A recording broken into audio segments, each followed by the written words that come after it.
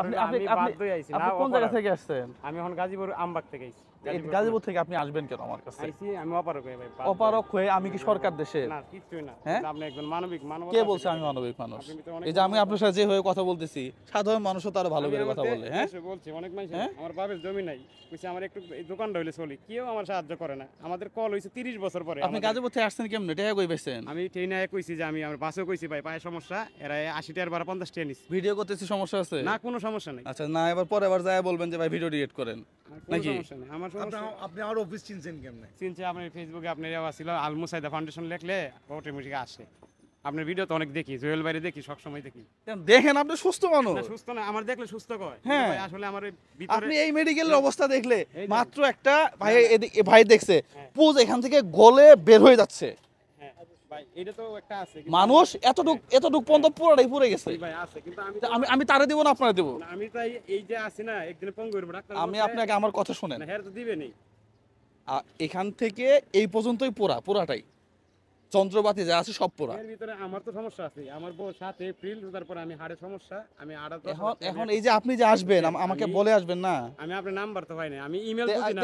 আপনি আমাকে কি বলছেন বলেন? ইমেল বুঝি না। আমি তো বলছি আপনি ইমেলে কি বলছেন? আমি বলছি টাকা পয়সা চাই না। কিন্তু আমি দেখা হইছে না আপনার সাথে? আমার দোকানটা হইলে দোকানটা তুই আপনি অনেক ভালোবাসেন না আপনি আমারে আপনি শুনেন লাগে না ভাই। আপনি কিসের দোকান? দোকান হইলো এই যে আমার বাড়ির সামনে মানুষের জায়গা, তো একটু জায়গা দিছে, তুমি যেন টং বাইন্দে টং লাগবে 35,000 আর কিছু মাল উড়াইলি দোকানটা কমিটির আমি চলতে পারবো, মাল বেচে আমি যে লাভ হবে আমি বেচে চলবো। কিন্তু আমার বাপের সমর্থ নেই। আমার বাচ্চা আরেকটা হইছে। গাজীপুর কোথায়? গাজীপুর না, আমি দেবো আমাদের বাড়ির দোকান। গাজীপুর তো ভাড়া বেশি। বাড়ি কোথায়? নেত্রকোনা জেলা কেন্দ্র থানা। নেত্রকোনা কেন্দুয়া থানা? আমার বাড়ি জামালপুর। জামালপুর থেকে নেত্রকোনা কত দূর? মোটামুটি তো কাছে, বেশি দূর না। আমি চিল্লাই গেছি আপনার এলাকায়, কোটামণি এক চিল্লা দিছি আমি। আপনার জেলার মানুষ অনেক ভালো, তাই না? ওই কোটামণি জেলার মানুষ অনেক ভালো। হ্যাঁ অনেক ভালো ভাই। আমি জানি ভাই আপনার মাধ্যমে ভিক্ষা চাই না, আমার এই দোকানটা বাইলে আর কিচ্ছু চাই না।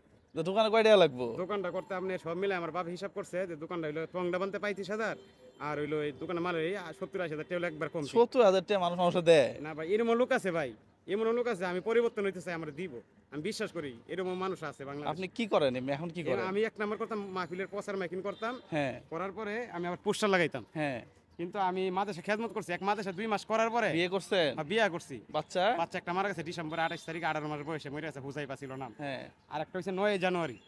বউ কোথায়? বউ আছে সুনামগঞ্জ। আমি কই বিয়ে করছি সুনামগঞ্জ, সিলেট, দিরাই পাতারিয়া। ওই বউ এতিম, বাপ নাই। ওই বউর লগে আমি চাই মানে 1 মাস, আমি বিয়ার পরে 1 মাস পরে আমার লগে আমার খালি তোর পায়ে তো চিকন করে বউ রাখতে দেন, এটা দেয় মাইটিস আমার নির্যাতন করে, কারণ আমার তো পা সমস্যা। কে নির্যাতন করে? আমার পা চিকন থেকে করে মানে 1 মাস বাসুর করে 1 মাস হয় না, 1 মাস পরে হইছে। একদিন বলে তুই টাকা পয়সা দিয়ে তুই যাইবি, তোর মতো প্রতিবন্ধীর ঘর করতে চাই না। কিন্তু আল্লাহ দিলে মেয়েটা একটু ভালো হইছে, মাথার বেন বালা, অনেকটা কি পেটটা ভরে ভাত খাইতে পারে না। আমি 3 দিন পরে আমি ভাত খাইছি। আর কালকে কমলাপুর আমার পেটে এত খিদা লাগছে, পরে কইছে আমার ভাই ভাত নাই পারবো না, পরে 65 টাকা ভাত খাইছি। আর ট্রেন আইসি মাগ না কইয়া ভাই দেখাই আমি আইসি, এটা কইতে চাই না আমার বাবার। আপনারা কেন আসেন প্রিয় বন্ধুরা?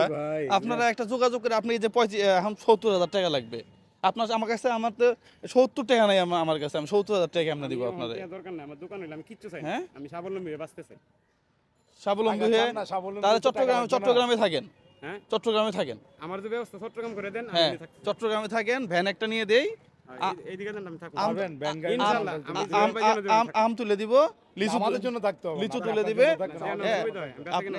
আপনি ছোট একটা ঘর তুলবেন, সরি বাসা ভাড়া নেবেন। জি জি ইনশাআল্লাহ। বাসা ভাড়া নিয়ে আপনার দোকান ভ্যান কিনে দিব, ভ্যানে মাল তুলে দিব।